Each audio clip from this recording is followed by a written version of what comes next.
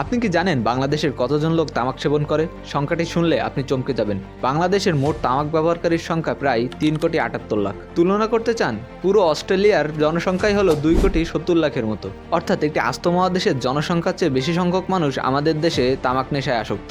এর মধ্যে বিশাল একটা অংশ তরুণ সমাজ। তো ধূমপান একটি জেনারেশনাল প্রবলেম বা প্রজন্মগত সমস্যায় পরিণত হয়েছে। কিন্তু কেন? আপনাদের কাছে কিছু প্রশ্ন করি। কেন আজকাল স্কুলের ছেলেরা টিফিনের টাকা জমিয়ে সিগারেট কেনে? কেন ভেপ এখন স্টাইল হয়ে গেছে? আর কেন মানুষ এটা জানার পরও ছাড়তে পারছে না? আর কেনই বা ভার্সিটিতে স্মার্টনেস মানেই হলো ভেপ বা ই সিগারেট? আজকের ভিডিওতে আমরা শুধু উত্তরই খুঁজবো না, বরঞ্চ বোঝার চেষ্টা করব যে কি আমাদেরকে ধোয়ার ভিতরে ঢেকে দিচ্ছে। বাংলাদেশে এই খেলার মূল মাস্টারমাইন্ড হলো ব্রিটিশ আমেরিকান টোবাকো কোম্পানি বা ব্যাট বাংলাদেশ।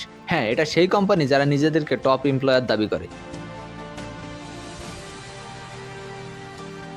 ব্যাটেলস অফ মাইন্ডের মতো ইভেন্ট তৈরি করে এরা মেধাবী ছাত্রদেরকে আকৃষ্ট করে, কিন্তু পর্দার আড়ালে তাদের আসল পণ্য কি? ব্যানসন, গোল্ড লিফ, ডার্বি বা স্টারের মতো সিগারেট। একদিন আমি রাস্তার মোড়ে চায়ের দোকানে চুপচাপ বসে চা খাচ্ছিলাম। তখন আমার কাছে একটা সিগারেট কোম্পানির সেলসম্যান আসে এবং সে আমাকে জিজ্ঞেস করে, ভাই আপনার নাম্বারটা কি দেওয়া যাবে? আমি তাকে বলি যে আমি সিগারেট খাই না। কিন্তু তখন আমার দিকে সে এমনভাবে তাকালো যেন আমি কোনো বড় অপরাধ করে বলেছি। সে আমাকে বলল যে আপনি সিগারেট খান না?